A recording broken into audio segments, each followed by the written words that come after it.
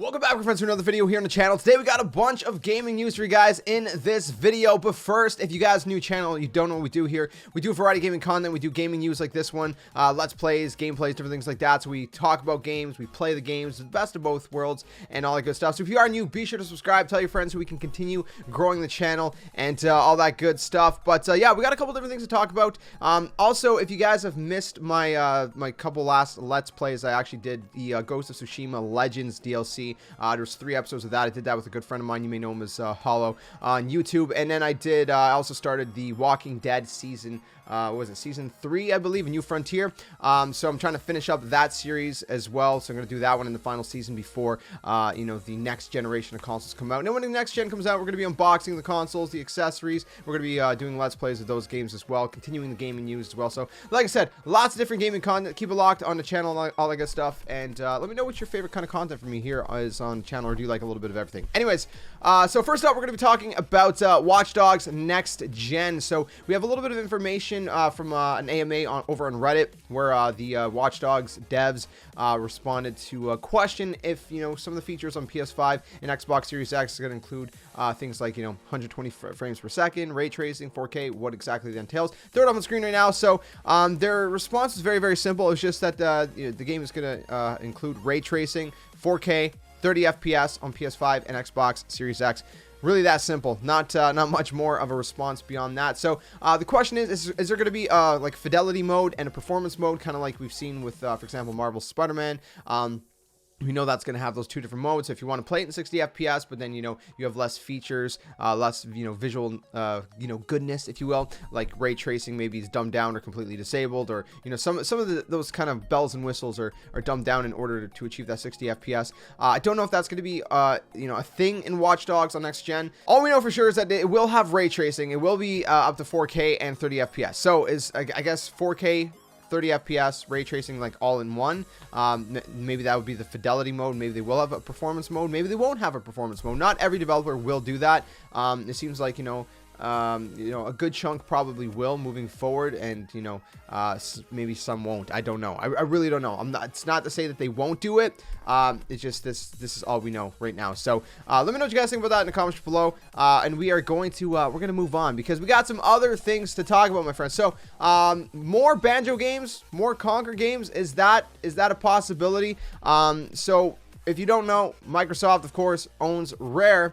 And so Phil Spencer was asked about the fact, you know, whether Rare might do some more Banjo-Kazooie games, some Conker games, and this is exactly what was said. So on whether Rare might do some more of its classic characters such as Banjo and Conker, Phil Spencer said, "I leave it up to the studios in terms of the things they want to work on. I have a lot of respect for Rare and what they do. They do like building new things, and they've seen success with Sea of Thieves. I think they're really excited about Everwild, but also the response to Battletoads was nice, and I think partner studio I don't know how to pronounce that. Okay, I don't.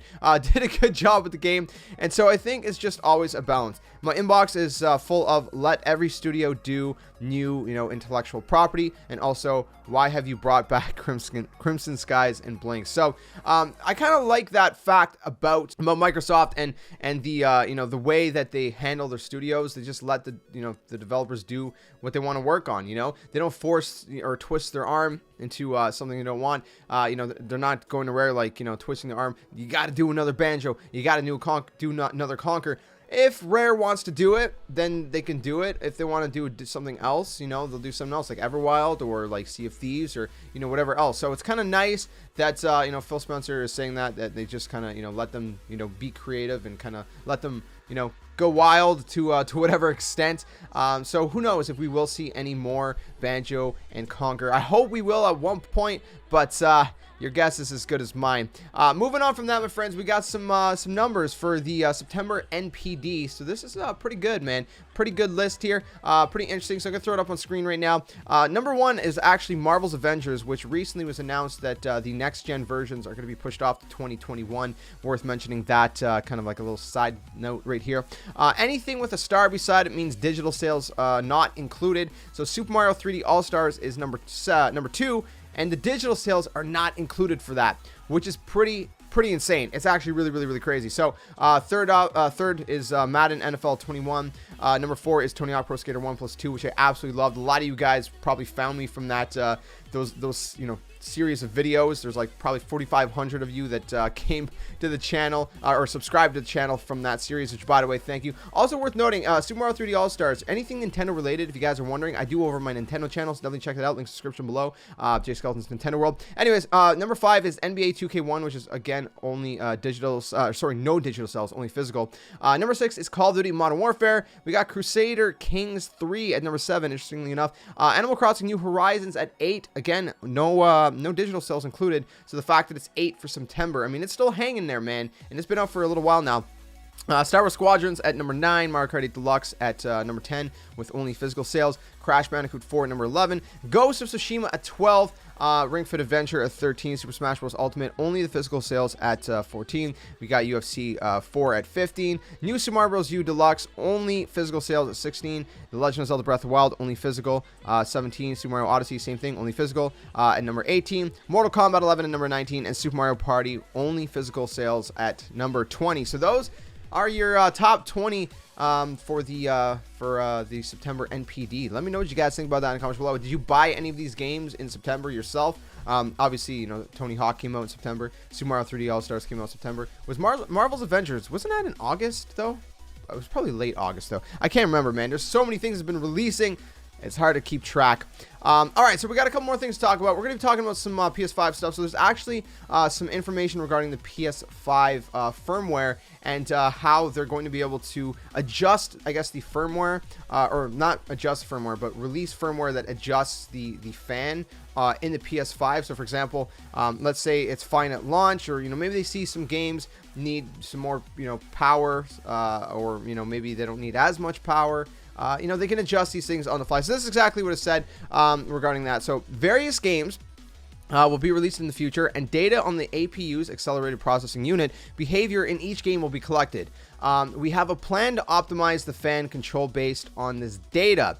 Further context from 4gamer.net actually adds the PS5 has 3 temperature sensors on the main board to control the fan speed based on the internal temperature of the APU and the highest temperatures of the 3 temperature sensors. These fan control parameters will also be updated via online updates. So again, these are things that they Sony can actually update on the fly as they collect data and different things like that. They can update it and make sure that the PS5 is running, you know, optimally and you know, efficiently and effectively, obviously. So that's obviously really good to know, and that's, you know, maybe that'll kind of help extend the lifespan of the console, and just, I don't know, just make sure that it's running as smoothly as possible. So that's actually pretty interesting, pretty cool. So let me know what you guys think about that. But we got one more thing to talk about: PS5 accessories. Now, you may already know this, but PS5 accessories are going to be launching at the end of the month. I've made a video on that. If you guys want to check that out, definitely check it out. But basically, the PS5 accessories is going to be launching early,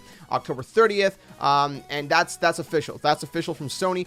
But because they're launching early, that means that they are already in stores, or already in the warehouses. They're ready to go. They usually are there about 2-3 weeks in advance, give or take.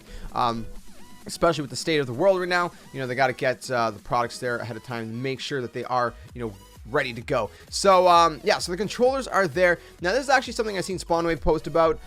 So yeah, I'll throw up a picture up on screen.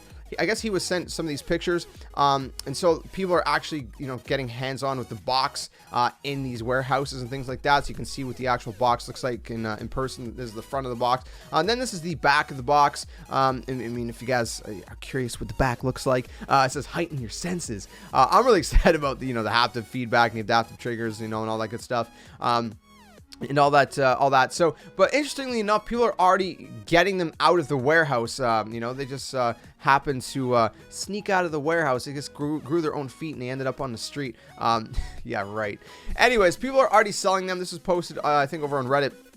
Someone found this listed locally in Facebook.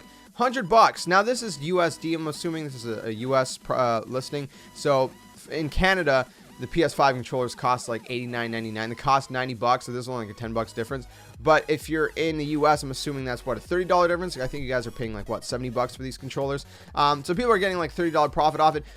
That kind of begs the question though: would you guys pay an extra $30 to get the PS5 controller even earlier? Like, we're already going to be getting it earlier, like 2 weeks early, but would you pay for it like right now to have it like another week and a half early, or would you not? I don't know. I feel like maybe they could get a little bit more money for this. Not that I'm encouraging scalping whatsoever, because I really don't like it. I made that very clear on the channel multiple times. I don't like scalpers.